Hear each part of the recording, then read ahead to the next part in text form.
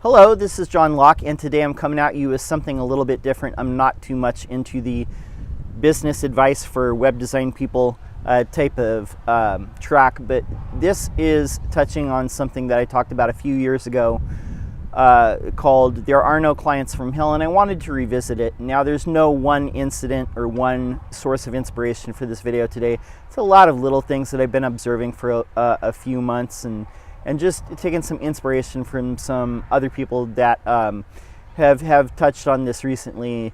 And it occurs to me that there are a lot of people who are solo consultants, they're one-person shops, they're freelancers, small agencies, and for whatever reason, you know, sometimes they struggle with client relations and communication.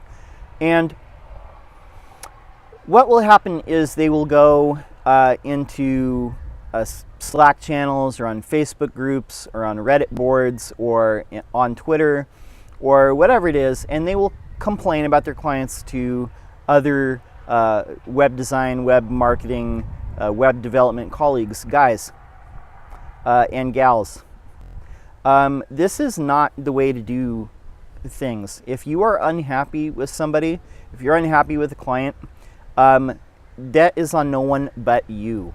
And I know this is something that you don't want to hear, but a person cannot become a client or remain a client unless it is by your consent. People do not become clients, they do not remain clients except by your explicit consent to the fact.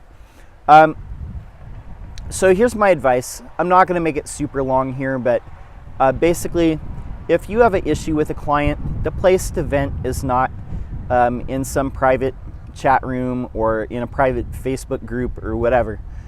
What you should do, go to your client, set up a phone call. Don't email them with your issues, but get on a phone call or go face to face with them, whatever it takes.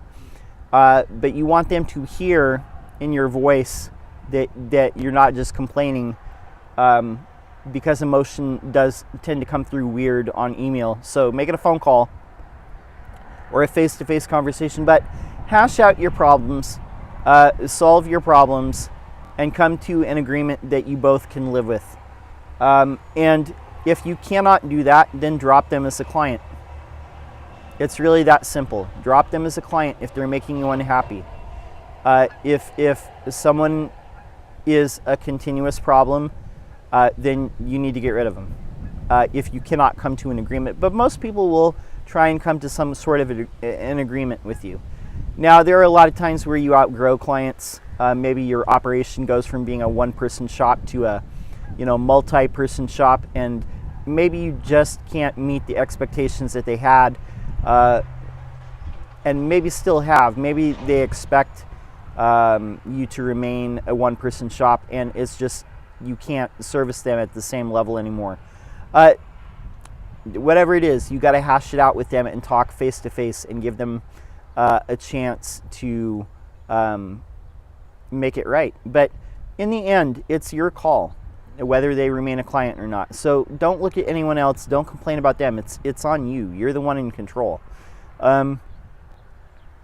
Last thing I want to say when it comes to this is, everybody on my client roster, I love them. And if I didn't love them, they wouldn't be on my client roster anymore. I have not had to drop or move away from too many clients in my career, thank God. But, when I do, it's because the situation is just not going to get any better, and I recognize it, and it's no point in continuing on. So wish them well, point them towards somebody who can help them, and just move forward. But yeah, complaining about clients, going on sites like clientsfromhell.net, it's just pointless. Don't do it. Just solve the problem. And like I said, if you need reference, too, go back to the very first blog post that I ever put on my site in 2013. Working with clients, a new philosophy. It's all right there. It's always been there. Like I said, ending a business relationship is never good. It is always a hard thing. It's like a business divorce, I guess, in a way. But, sometimes it's best for both parties to do it. But if you can, if you have a real issue with your client, work it out. Now, the last thing, this is what I actually wanted to say is, a lot of you that are, in the freelancing space, a lot of you that I know from the WordPress space, would be best served by this. The low end of the market is going to attract the people who are the most demanding. And the reason being is if you don't have a lot to do, or if you don't have a lot of money, then you're going to be really demanding of the web design agency or the marketing agency or whoever that you're working with. The best clients that I have consistently through the 6.5 years I've been doing this full time, the best clients that I have are the ones that are busy, meaning they have stuff to do besides look over my shoulder. And I think that you will find the same thing with your own client roster, but if they trust you to get it done, and they know that you're going to take care of business and they don't need to be up in your face every day, then things are going to work out better. But your pricing should be that closer to that of a agency than that of a freelancer or a person who's just starting out, let's say. And you will repel a lot of the bottom end of the market, because it's the same thing. Like if you go to the grocery store and somebody's there saying, I want to talk to the manager, it's that kind of person that is going to be attracted to the lowest rates. So do something with your rates to repel the lowest end of the market and the most demanding segment of the market. That will do you a lot of favors to begin with. If you lose a client, of course, it always sucks, and you have to replace that income. But there's always another client coming around the corner. There's enough work for everyone. But complaining on social media, complaining in Slack, complaining in a mastermind group or a Facebook group or whatever, just not the answer. So don't do it.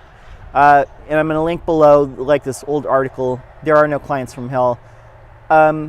That's it for now. My name's John Locke. My business is Lockdown Design and SEO, and we help industrial and manufacturing firms with SEO. And if you have an SEO question, would love to see you put it in the comments below. We'll answer it out in a future video.